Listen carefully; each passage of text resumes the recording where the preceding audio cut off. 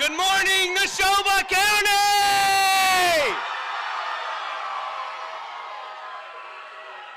I'm telling y'all, it's great to be back at the fair. It's great to have Ely here with us. You know, I'm kind of a numbers guy, and as I was standing here on this stage earlier, as y'all were cheering so loudly, a few numbers popped into my head.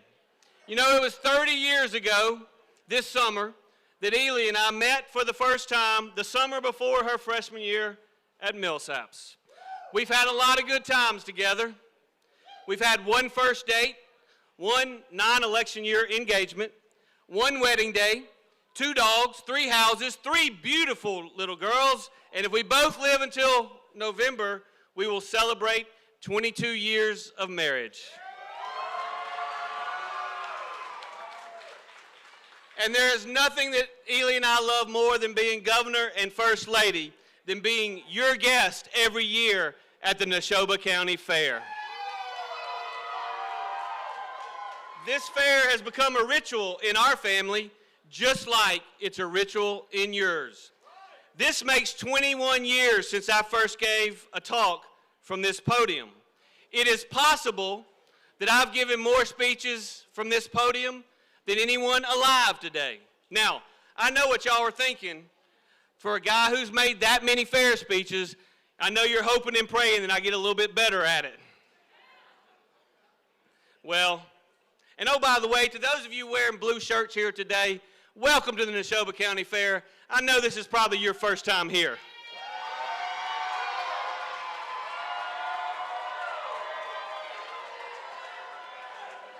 And by the way, I'm going to tell you about getting a little better about those speeches. I can make no promises about that. But what I can do is I can stand up here and promise you to tell it like it is. The facts, the math, the whole truth. And that's certainly something you didn't hear from my Democrat opponent.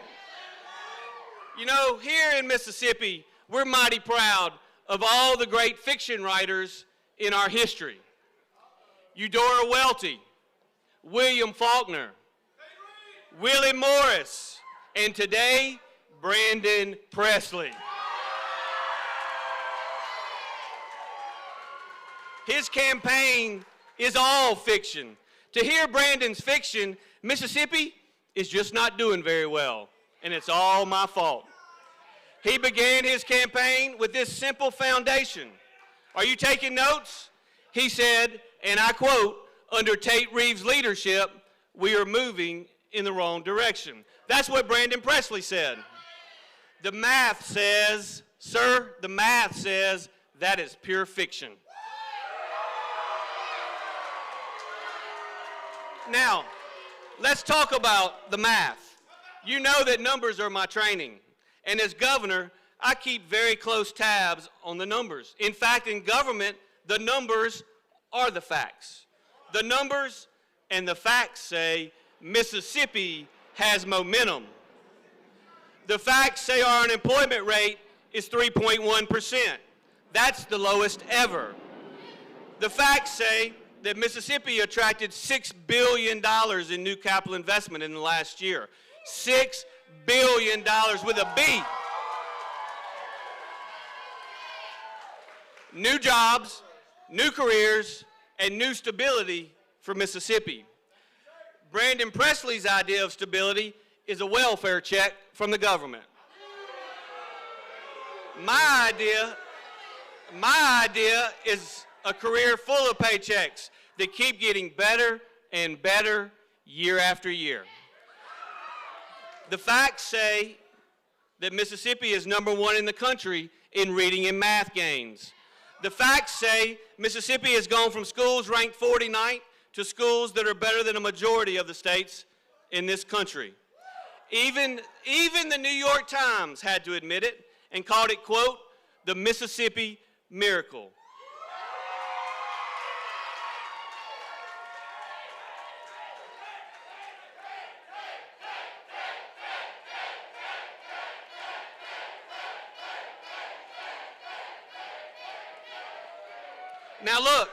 Now look, when I read that in the New York Times, I just about choked on my catfish when I read it. The facts say I delivered the largest teacher pay raise of any governor in Mississippi history. Those are the facts. But Brandon Presley's fiction attacks our success in education. The facts say Mississippi changed America for the better by overturning Roe versus Wade.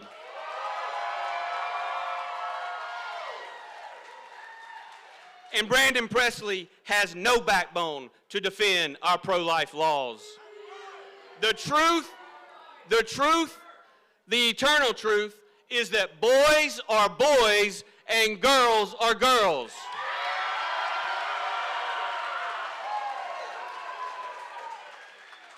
But Brandon Presley has caved in to the most radical liberals in our country.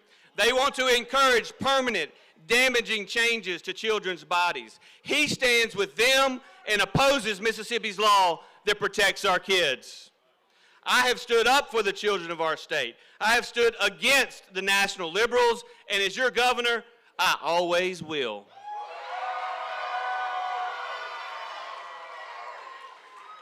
As I look across this crowd this morning, I will note that many of you are longtime players in Mississippi politics. But what I want you to know is that this year's governor's race is not like any other governor's race in Mississippi history. This year's governor's race is not just a family feud. This is not a campaign between two Mississippians offering Mississippi ideas to solve Mississippi challenges. I wish it was, but it's not. The national liberals have made Mississippi their target. They don't like that we improved our schools. Look, they don't like that we've improved our schools and blew up their narrative. They don't like that in our state we said we're going to let boys play boy sports and we're going to let girls play girl sports.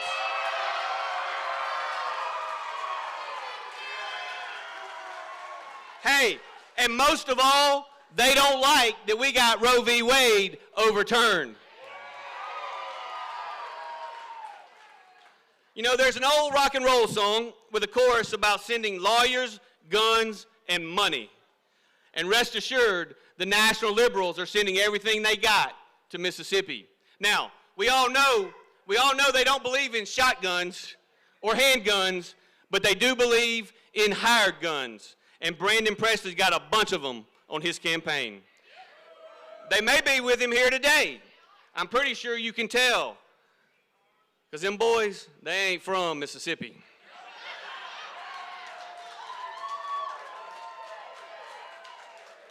They're sending lawyers. Though to be fair, Brandon's always been thick with the crookedest lawyers in Mississippi. And I'm sure by making that comment, I just caused his favorite convicted felon to write him yet another check. And that's not going to be the only check. Brandon Presley is raking in the money from California and New York.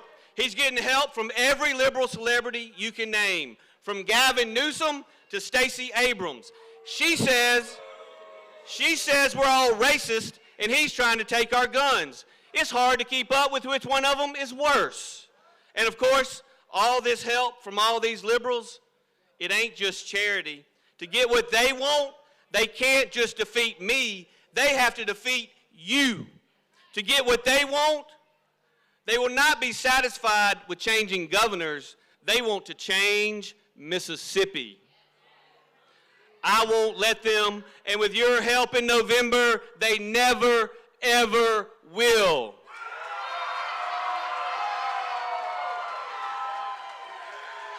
Now, that's not to say that we don't need even more positive change.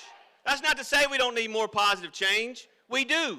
For instance, we need to change our income tax. We need to change the income tax rate to 0 without raising any other taxes. Now, we've made big cuts, but we need to get rid of it once and for all. We cannot be satisfied just taking jobs from Arkansas and Alabama. Mississippi is competing with Florida and Tennessee and Texas, and with your help, we can win.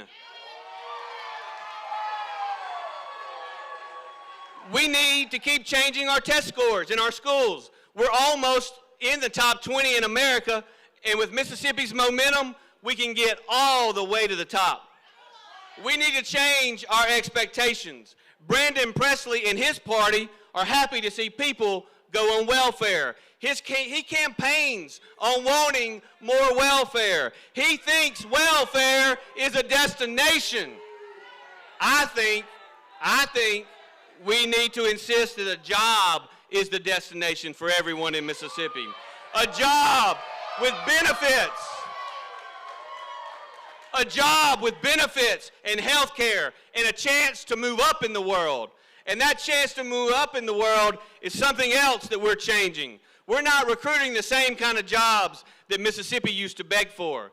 This year we broke ground on a new plant just up the road in Lowndes County that will pay an average of almost $100,000 a year. No doubt there are people on this fairgrounds right now that will find not only a job but a career at that new industry.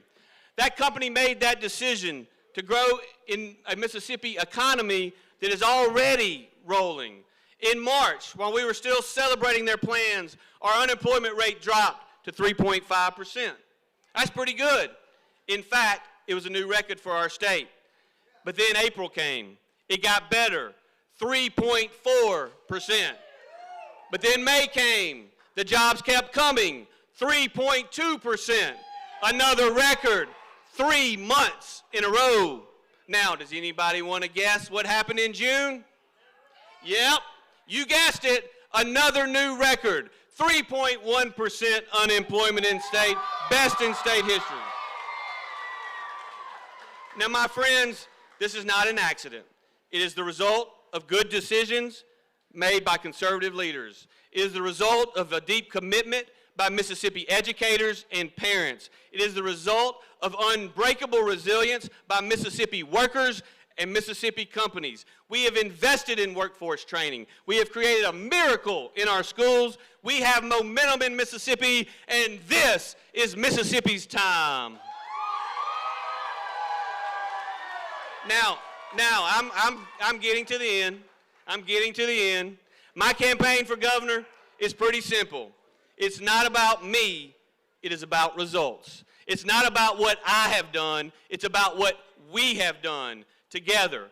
The largest tax cut in state history, the largest teacher pay raise in state history, the lowest unemployment in state history, the most capital investment in state history. Mississippi has momentum, and this is Mississippi's time. Now, to believe Brandon Presley's campaign, you got to believe that none of that is true. Listen to what he said. He said the reason to vote for him is we are moving in, quote, the wrong direction. To support him, you got to believe we are on the wrong track. You got to believe that our culture is wrong and that our values are bad. You want to say yes to that, sir? Because you believe it. You believe it, don't you? Yes, sir. You got to believe that our culture is wrong and that our values are bad. You got to think that the state would be better off run by Benny, Biden, and Brandon.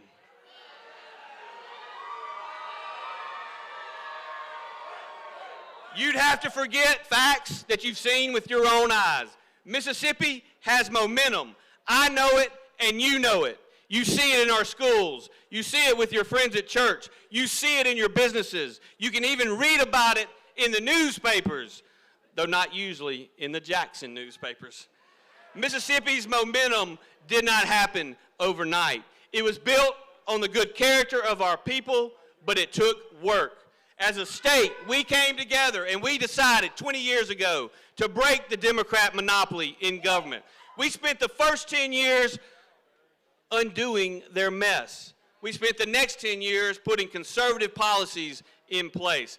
And I've been proud of being a part of it every step of the way. I've been proud to argue for hard decisions, even when I had to stand alone. I've not always done what was politically popular. I've not always done what was easy.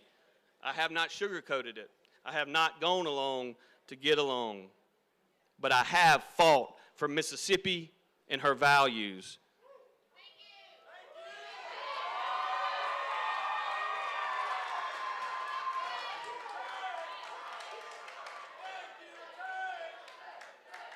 Chances are, now look, chances are,